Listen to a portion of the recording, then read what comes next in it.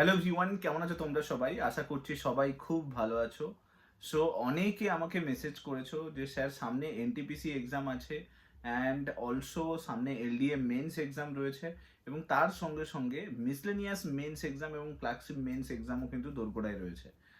এখন প্রবলেম হচ্ছে যে এনটিপিসি এক্সামে এমসিকিউকে বেশি করে ফোকাস করতে হচ্ছে এবং মিসলেনিয়াস মেন্স এবং ক্লার্কশিপ মেন্সের জন্য ডেসক্রিপটিভটাকে বেশি করে ফোকাস করতে হচ্ছে। তো সমস্যা কোথায় হচ্ছে? সমস্যা হলো যে এই দুটো সাবজেক্টকে এখন একটা জায়গাতে ডেসক্রিপটিভ তোমাকে আলাদা করে টাইম দিতে হচ্ছে এবং একটা জায়গাতে তোমাকে এমসিকিউর ওপরে বেশি করে ফোকাস করতে হচ্ছে। তো দুটো করতে গিয়ে খুবই কনফিউজ হয়ে গেছো যে কিসের ওপর বেশি করে ফোকাস করবে, কোন এক্সামটাকে বেশি করে প্রায়োরিটি রাখবে, অ্যান্ড তার সঙ্গে সঙ্গে টাইমটা কিভাবে ম্যানেজ হবে। এই দুটো এক্সামকে ক্লিয়ার করতে গেলে যে টাইম ম্যানেজমেন্টের দরকার, সেই ম্যানেজমেন্ট কিভাবে হবে। তো সমস্ত কিছু ডিটেলসে আজকে ভিডিওর মধ্যে থাকবে।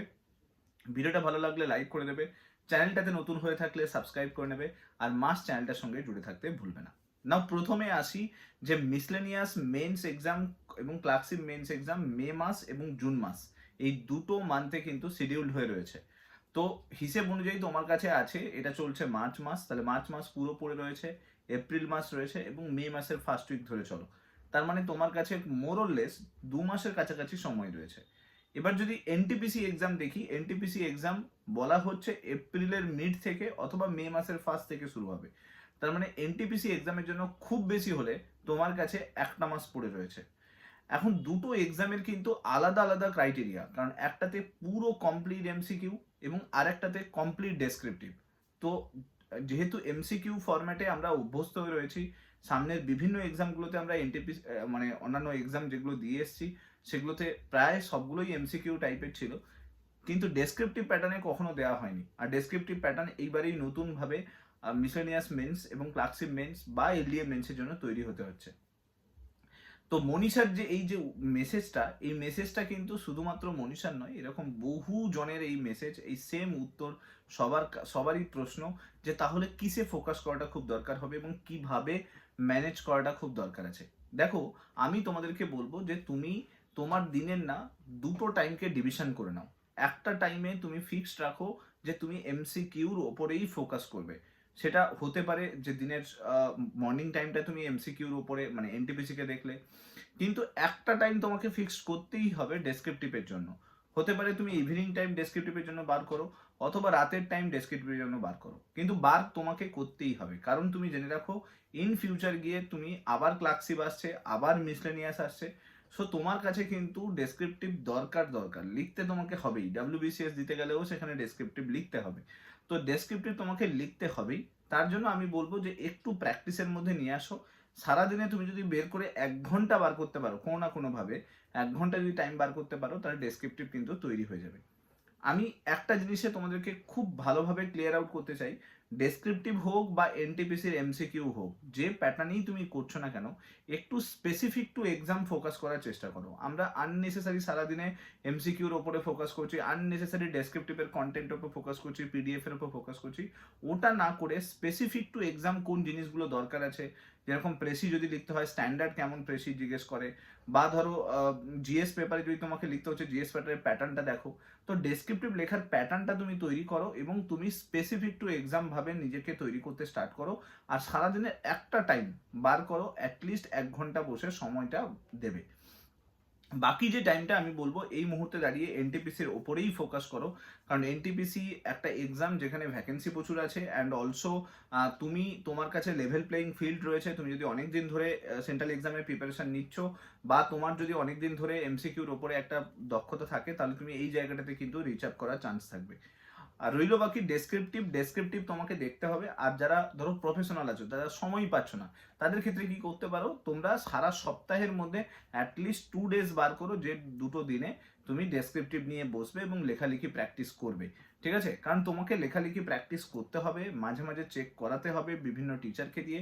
যদি তুমি কোনো ক্লাস করছো, যেরকম আমাদের ক্লাসে মিসলেনিয়াসের অলরেডি ব্যাচ রানিং আছে, জিএস ফোরাম অ্যাপে ক্লাস চলে, সেখানে কপি চেক হয়। তো সেরকম যদি চেক করছো, তাহলে তোমার লেখার মধ্যে তুমি একটা আন্ডারস্ট্যান্ড করতে পারবে যে তুমি কোন ধরনের লেখা স্ট্যান্ডার্ড বার করলে নাম্বারটা বেশি পাচ্ছ, কোথায় স্ট্যান্ডার্ড কম হচ্ছে, সেটা তুমি বুঝতে পেরে যাবে। তো চেক করাতে হবে এবং লেখা প্র্যাকটিস করতে হবে। টাইম ম্যানেজমেন্টটা পুরোটাই নিজের কাছে। একটা জিনিস জেনে রাখো, যে সাবজেক্টগুলোতে তুমি উইক আছো, যেরকম ধরো সায়েন্সে তুমি উইক আছো বা ম্যাথে উইক আছো, সেগুলোতে বেশি করে টাইম স্পেন্ড করো, কারণ ওটা তোমাকে এজ দেবে পরীক্ষাতে। যেগুলোতে তুমি স্ট্রং আছো, ধরো জিএস এ তুমি প্রচুর স্ট্রং আছো, তো জিএস এর একটু টাইম কমাও, তুমি ম্যাথে বেশি করে টাইম স্পেন্ড করতে স্টার্ট করো, সায়েন্সে বেশি করে টাইম স্পেন্ড করতে স্টার্ট করো, ইংলিশে বেশি করে টাইম স্পেন্ড করতে স্টার্ট করো। যদি ডেসক্রিপটিভে দেখছো যে ইংলিশ রাইটিং লিখতে গিয়ে তোমার প্রবলেম হচ্ছে, তো ডেসক্রিপটিভ ইংলিশে একটু বেশি করে ফোকাস করো। সো তোমার টেন্ডেন্সি যেন এটা হয় যে আমাকে দুটো এক্সামকেই প্রায়োরিটিতে রাখতে হবে। তবে আমাদেরকে বেশি প্রায়োরিটি রাখতে হবে এই মুহূর্তে দাঁড়িয়ে, যেহেতু এপ্রিল মাস বা মে মাসের শুরু থেকেই এক্সাম আসছে, তো আমাদেরকে বেশি করে প্রায়োরিটি এনটিপিসির দিকে একটু ফোকাস রাখতে হবে। আর যদি তুমি ডেসক্রিপটিভ লেখাতে খুব লেখা ভালো আসছে, স্ট্রং লিখতে পারছো, তো তুমি ডেসক্রিপটিভ দিকে ফোকাস করো এবং সেক্ষেত্রে মিসলেনিয়াস এবং ক্লার্কশিপ এই দুটো এক্সামের দিকে ফোকাস রাখো। একটা জিনিস জেনে রাখবে, মিসলেনিয়াসের প্রিলিমস হোক বা ক্লার্কশিপের প্রিলিমস, দুটো এক্সাম কিন্তু তুমি ক্লিয়ার করে এসছো। এখন তোমার কাছে মেন্সের একটা লেভেল প্লেইং ফিল্ড আছে, মেন্সটাকে তুমি ভালো করে দিতে পারো, ঠিক আছে? এরপরে আর সুযোগ পাবে না। মেন্সটা তুমি যদি চাও, তুমি তোমার বেস্টটুকু দিয়ে মেন্সটা দিতে পারো। এনটিপিসিতে আমি বলে দিলাম, এনটিপিসিতে কিন্তু অল ইন্ডিয়া বেসিসে এক্সাম, তো তোমার যদি তুমি যা পড়ছো, আমি বলবো তার থেকে বেশি মক প্র্যাকটিসের ওপর জোর দাও। সারাদিনে বেশিরভাগ সময় এমসিকিউ অ্যান্ড মক প্র্যাকটিসের ওপর দেখো যে কত স্কোর আসছে তোমার, তুমি কত স্পিডে তুমি ম্যাথের কোয়েশ্চেনগুলোকে সলভ করতে পারছো, এগুলোকে বেশি করে ভালো করে করার চেষ্টা করো, ঠিক আছে? যেগুলোতে উইক আছো সেগুলোকে বেশি করে দেখো। আর আননেসেসারি শুধুমাত্র কন্টেন্ট পিডিএফ এগুলোর উপর টাইম স্পেন্ড করো না। টাইম তোমাকে বার করতে হবে, কেউ তোমার জন্য টাইম বের করে দিয়ে যাবে না। লড়াই তোমাকে করতে হবে, কেউ তোমার জন্য লড়াই করে দিয়ে যাবে না। তাই সমস্ত কিছুটা তোমার কাছে, তুমি প্ল্যান বানাও, সেই প্ল্যানটাকে এক্সিকিউট করার চেষ্টা করো, সেটা যে এক্সামই হোক না কেন। তবে প্রায়োরিটি সবসময় কিন্তু দুটো এক্সামের মধ্যে যে কোনো একটাতে প্রায়োরিটি রাখতে হবে।